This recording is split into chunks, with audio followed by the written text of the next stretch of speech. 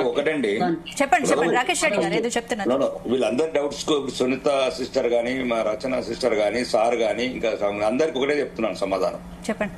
ఒకవేళ దీని మీద ఏమన్నా ఒకవేళ ఇప్పుడు అంటున్న నోటీసులు, డామేజెస్ ఇవన్నీ ఉన్నాయి కూడా అట్లా పక్షం వేద్దాము. మనం ఎఫ్టీఏలు ఇట్లాంటి ఇంటలెక్చువల్స్ అందరినీ తీసుకుందాం. హైదరాబాద్ కాదు తెలంగాణ, ఫస్ట్ హైదరాబాద్ మొదలు పెట్టారు కాబట్టి ఒకవేళ ఎఫ్టీఏలు లేదు బఫర్ జోన్ కానీ ఏమైనా తేడాలు వచ్చినాయి, ఆఫీసర్లు అనాలోచితంగా కూడగొట్టారు, ఇప్పుడు ఎవరు బిల్డర్ మేడం గారు అన్నట్టు, దాన్ని నష్టపరిహారం కూడా ఇప్పిద్దామండి.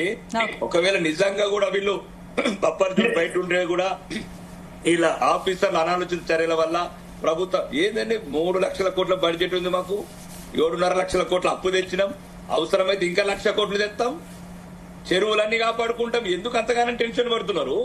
మేము నిజాయితీగా ఉండాలండి. ఇక్కడ జరిగింది ఏంటంటే అమ్మా ఒకటే, ఉన్నోడు కడుతున్నాడు కానీ పక్కోడు కట్టాడు. ఇక పెద్ద పెద్దోళ్ళే కట్టారు కదా మాకేం కాదని చిన్నోడు పోయి కూర్చున్నాడు. అందరికి అన్ని తెలుసు, అందరూ ఏమన్నట్టు ఏదో జరిగినట్టు కోడి మాయమైంది అన్నట్టు ఇక్కడ అందరికి అన్ని తెలిసిన. ఇప్పుడు ఈ వేదిక మీద ఉన్న కూడా అందరం తెలివైన వాళ్ళమే. రచనారెడ్డి గారు నాకు మంచి మా ఓన్ సిస్టర్ లెక్క, సునీత అక్క కూడా ఏందని మంచి గౌరవనీయ శాసనసభ్యులు ఉండే సార్. మేము అందరం తెలివైన వాళ్ళమే, తెలివితోనే బతికి మంచి స్థానాలకు వచ్చినాము.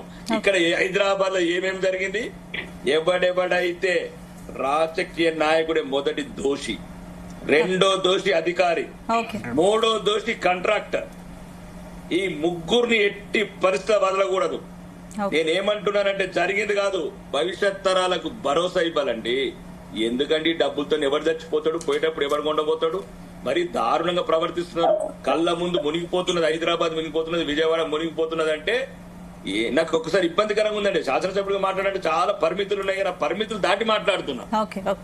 అని నేనేమంటున్నానమ్మా, ఒకవేళ ఇప్పుడు ఆమె బిల్డర్ గారు అన్నారు, ఒకవేళ మీరు బఫర్ జోన్ లో లేదు నష్టపరిహారం ఇస్తాం స్టేట్ ప్రభుత్వం నుంచి.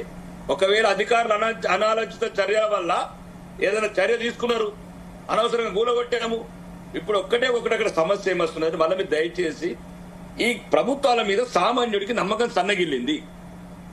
ఇది ఏదో బ్లాక్ మెయిల్. ఇప్పుడు శ్రావణ్ కుమార్ అన్నట్టు కరెక్టే, వెనకాల ఏమైనా బ్రీఫ్ కేసులు మారుతుండొచ్చు, సూట్ కేసులు మారుతుండొచ్చు, పెద్ద పెద్ద వాళ్ళని బదిలేశారు, మయ్యే ముందు గొడవడుతున్నారు, ఎప్పుడు బలి పశువులు మేమే కావాలా అనే ఒక ఆలోచన దూరం చేయాలంటే నేనేమంటున్నాను, ముందు చిన్న వాళ్ళే కొన్ని రోజులు ఆపుదాం, పెద్ద వాళ్ళ లైన్ అక్కడి నుంచి పెడదాం, చివరికి ఈ లైన్ కూడా క్లియర్ చేద్దాం.